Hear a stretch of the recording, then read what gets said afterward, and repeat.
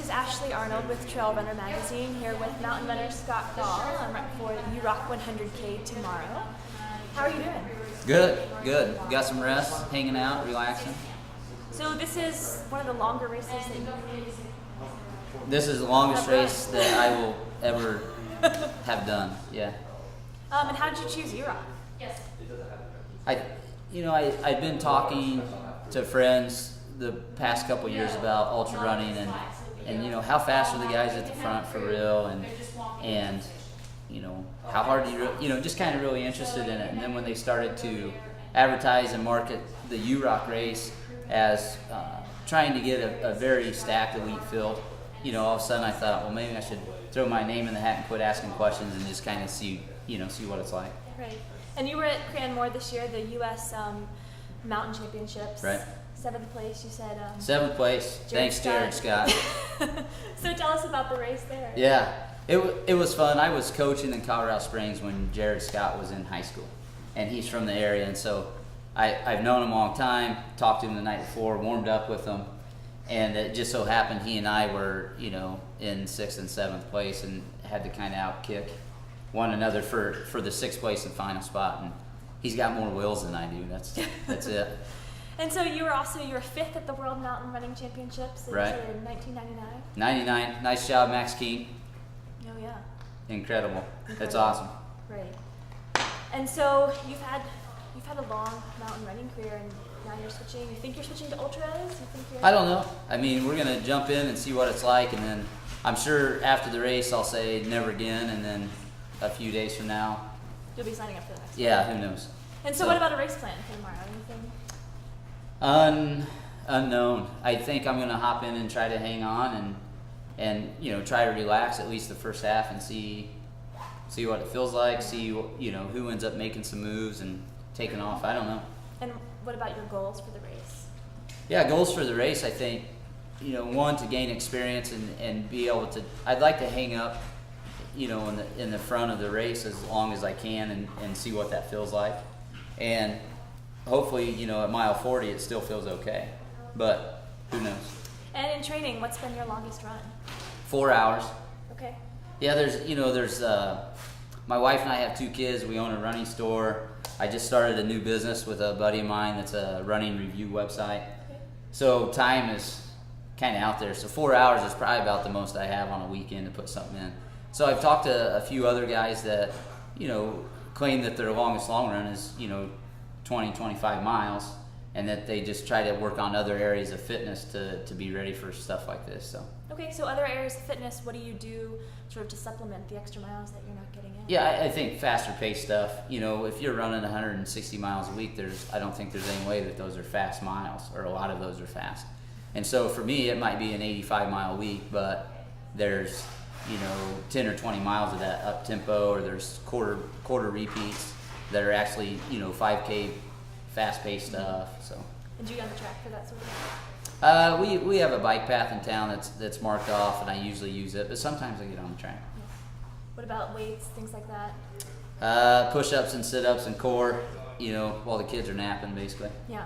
Nice. Yeah. Well, good luck tomorrow. It'll be Thanks great a to lot. see what happens. Hi, I'm Ashley Arnold from Trail Runner Magazine. I'm here with Montreal ultra runner Jeff Rose. How are you doing? Good. How are you feeling about tomorrow's race? I know you quick recovery after UTMB. Yeah, I'm just pretty open-minded. I feel like I've been feeling pretty good the last couple of weeks, but I've got a lot of wear on my body this year, and just kind of see what happens. Have fun. And you just went for a run. I don't know if you went on the course at all, or yeah, I ran the first 5 or 6 miles of the course. It's really wet out there right now. If it's raining this hard tomorrow, it'll be interesting. Yeah. So what is your race plan going into tomorrow? Oh, I don't know. I'll figure that out once the race starts. When you get there. Yeah, it's generally my plan is to figure it out once it starts. Right. And how are you feeling about all the road sections, the last 3 miles of uphill? Anything particular? I think it'll be fun coursing. It's a little bit of everything. A lot of extremes in both directions. The part of the trail I just saw is, as slippery and rocky and muddy and wet as anything you'll ever see in a race. And then there's going to be, like you said, a lot of road stretches, and so it's not going to necessarily favor any one runner. It'll just be it'll be fun. There'll probably be a lot of leapfrogging in the race because people will have different stretches that they excel at. I think the uphill finish will be fun. Yeah. I mean, generally, when I have good races, it means I'm like climbing strongly in the race. So I know you mentioned earlier you think some people will probably be walking some of that section. What do you think for yourself? Yeah, I mean, it's, driving up that hill last night, it's definitely one of those climbs at mile 60 that, yeah, it's going to be a power hike on parts of it. It's always funny, like, you can kind of wrap your mind around, like, hiking up a trail stretch in a race, usually pretty quicker. When you're, like, hiking on a road, it feels weird when you're, like, racing, but I would guess everybody will hike some of the steeper parts of that, I would imagine. Yeah. And what shoes are you going to be wearing on the course? The Mountain Masochist. All right. Well, good luck tomorrow, and we'll look forward to following the race and seeing how it goes. Okay. Thanks, Thank you. Joe. Hi there, this is Sandy Jones-Wilkins from the Wintergreen Resort at the UROC 100K Championship race, interviewing Jeremy Pade today. Jeremy, how you doing? I'm well. All right, I'm doing just fine. So Jeremy, you're here, somewhat local, from the DC area. What's your thoughts? What are your thoughts going into the race with the big field and the maybe sketchy conditions due to the weather? Well, it's going to be very competitive. But the front will be the most competitive race I've ever been in. So it should be a lot of fun. And we'll see.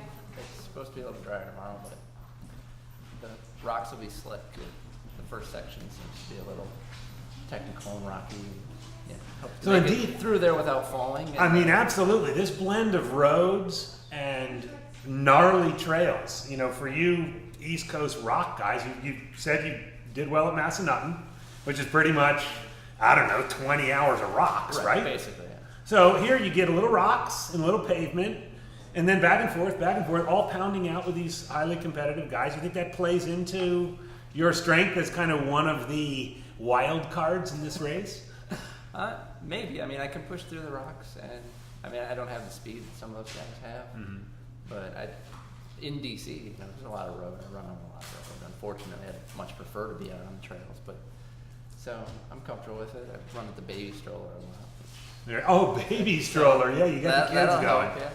All right, so there's this kind of big five, in the race. Some with kids. You got the Mackeys, the Wardians. Some without. You got the Sharmans and the Rose. I mean, you're there, mile 50. You're in the hunt with those guys. Are you thinking I can win the dads division? I don't know if I could, chase an Wardian or anything like that.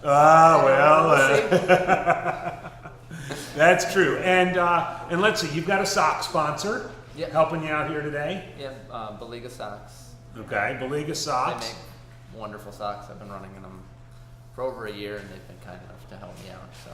So in this your most competitive 100K, would you have?